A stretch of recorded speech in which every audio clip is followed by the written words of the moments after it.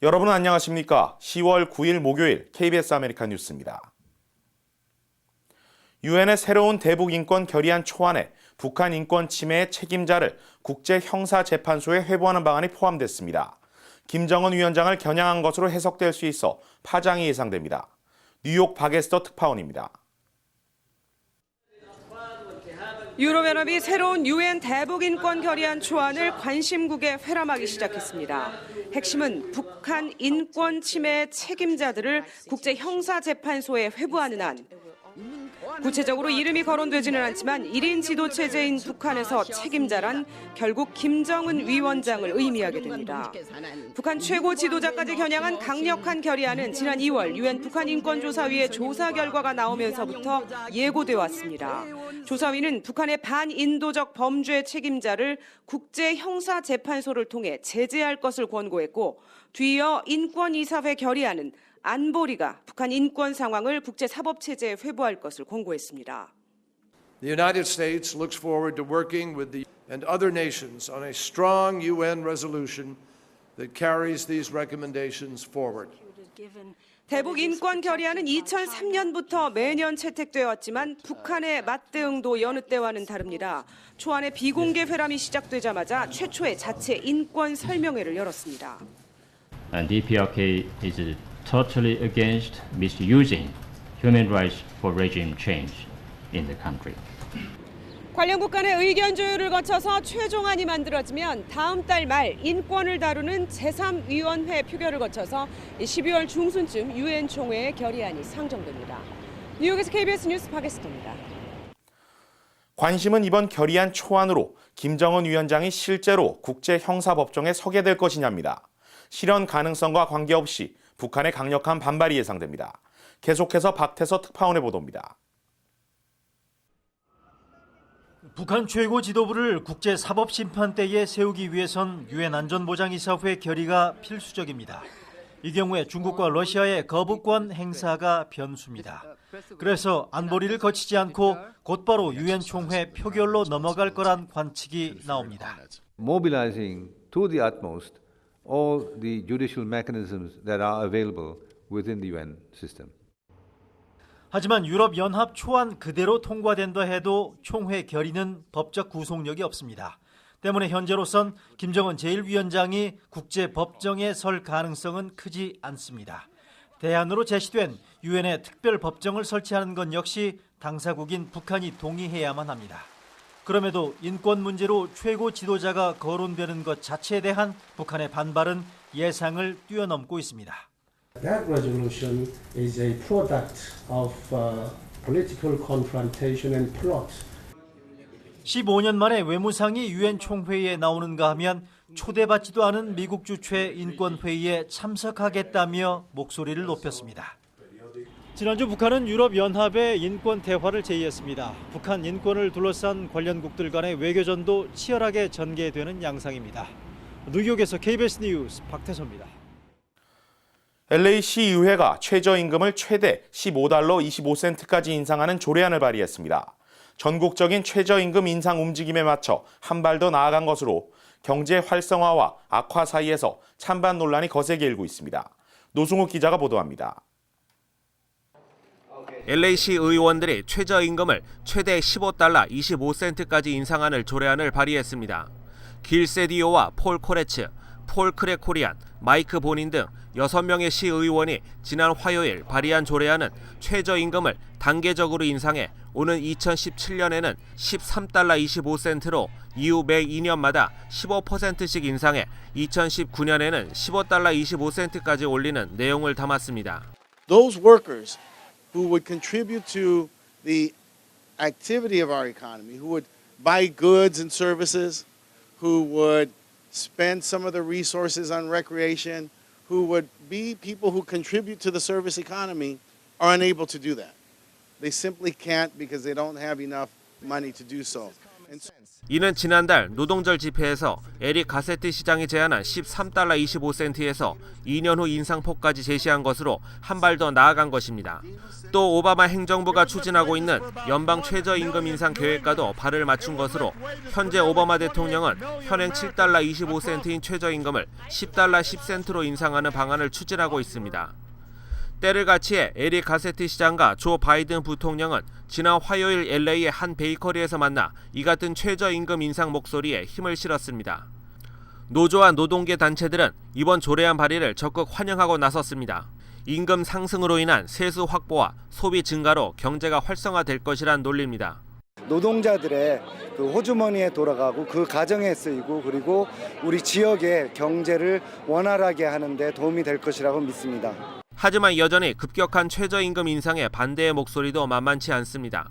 LA 상공회의소를 중심으로 한 비즈니스 단체들은 최저임금 인상으로 기업과 업체들이 LA를 이탈할 것이라고 경고하고 있습니다.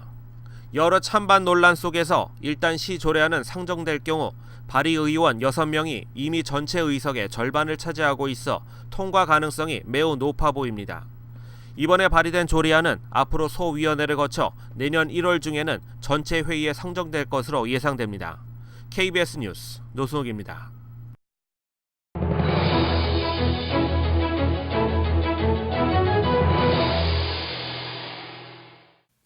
뉴욕시가 인구 밀도가 높고 상대적으로 낙후된 35곳의 지역 공원을 새롭게 재단장하는 프로젝트를 시작했습니다. 뉴욕에서 김일강 통신원입니다.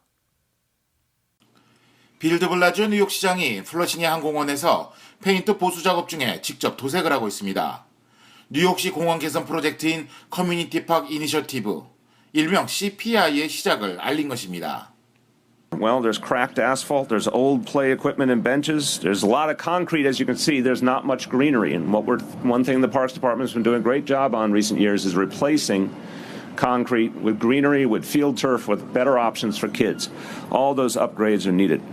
이번 뉴욕시 공원 개선 프로젝트는 인구 밀도가 높고 저소득층이 밀집한 지역으로 그동안 충분한 예산 지원을 받지 못한 뉴욕시 공원 35곳을 선정해 완전히 새로운 공원으로 탈바꿈시키겠다는 게 핵심 내용입니다. 1차로 퀸즈 플러싱 바운 공원 놀이터와 코로나 메도우 파크 등을 선정해 프로젝트를 시작합니다. The Frameworks Community Parks Initiative takes a strong step towards recreating underserved community parks in densely populated and growing neighborhoods with higher than average concentrations of poverty. It is clearly important to this administration that local residents and community stakeholders have a real voice in the decision-making process. 예산 1억 3천만 달러를 투자하는 이번 프로젝트는 페인팅과 청소, 관리인 고용 확대, 화단 조성, 공원 프로그램 개발자 고용, 그리고 지역사회 개발을 위한 아웃리치 등에 사용될 예정입니다. 지금까지 뉴욕이었습니다.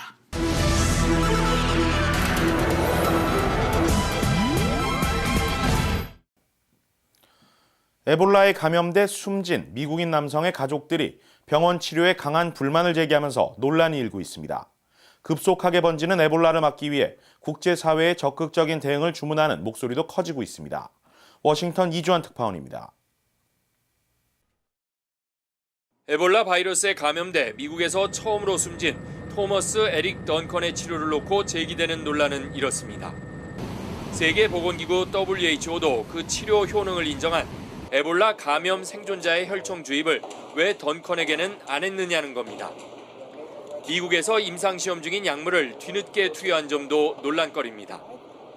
If patients get to them sooner rather than later, they have a significantly higher chance of saving them.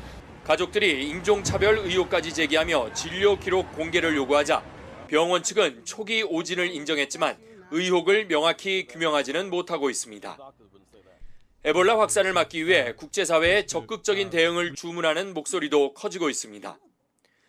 김용 세계은행 총재와 반기문 유엔 사무총장은 대책회의에서 국제사회의 에볼라 대응이 더디다며 신속한 지원을 촉구했습니다. It is an extremely good investment right now to prevent this kind of loss, to put all the money on the table right now to get the response going. 미국 질병통제예방센터도 에볼라가 제2의 에이즈가 되기 전에 막아야 한다며 국제사회의 협력을 호소했습니다. 이런 가운데 마케도니아에서 영국인 여행객이 에볼라 의심 증세를 보인 뒤 숨져 보건당국이 역학조사에 나섰습니다. 에볼라 바이러스 대응을 놓고 국제사회의 고민이 깊어지고 있습니다. 워싱턴에서 KBS 뉴스 이주환입니다. 미국 등 연합군의 추가 공습에도 이슬람 수니파 무장단체 IS가 시리아의 터키 국경 도시 코바니를 다시 장악했습니다. IS를 저지하는데 공습만으로는 한계가 있다는 우려가 커지고 있습니다. 복창영 특파원이 보도합니다. 시리아 북부 터키 접경 지역인 쿠르드족 도시 코바니. 이슬람 급진 수니파 무장단체 IS와 쿠르드 민병대 사이에 밀고 밀리는 접전이 3주 넘게 이어지고 있습니다. 미국이 이끄는 연합군의 추가 공습에도 IS는 코바니의 3분의 1가량을 다시 장악한 것으로 알려졌습니다. سنقضي على بقايا عباد الطاغوت وبإذن الله سبحانه وتعالى نحن سننزل على هذه المدينة. IS가 지원 병력과 함께 코바니 장악에 이어 터키 국경으로 북진할 거란 전망도 나옵니다. 터키는 시리아 접경 지역에 탱크 등을 추가 배치해 경계를 한층 강화하고 있습니다. 코바니를 떠난 쿠르드 난민 18만여 명을 포함해 터키로 유입된 시리아 난민은 200만 명. 터키는 영국, 프랑스와 함께 터키 시리아 국경에 시리아 난민 보호를 위한 완충지대 설치를 제안했지만 미국은 당장 고려할 사항이 아니라는 입장입니다. We're not considering the implementation of a buffer zone. We're happy to hear from our partners and listen to them and talk to them about a range of options. 오바마 미 대통령은 미국의 IS 곁에 작전이 성과를 거둘 것이라고 밝혔지만 공습만으로 한계가 있다는 국제사회의 우려도 커지고 있습니다. KBS 뉴스 복찬입니다. 오바마 대통령이 오늘 LA를 방문했습니다. 이틀 일정으로 오늘 LA 공항에 도착한 오바마 대통령은 산타모니카 크로스 캠퍼스에서 경제 성장 관련 회의에 참석한 후 저녁에는 배우 기네스 펠트로의 집에서 민주당 전국위원회 기금 행사를 가졌습니다. 오바마 대통령은 내일 샌디마스의 프랭크 보넬리 리저널 파크에서 샌 가브리엘산 북동쪽 34만 6천 에이커 지역을 국립기념비로 지정하는 행정명령을 발표하고 이후 샌프란시스코로 향합니다. 한편 이번 오바마 대통령 방문으로 LA 지역 곳곳은 이틀간 구간별 도로가 통제돼 교통 정체가 예상됩니다.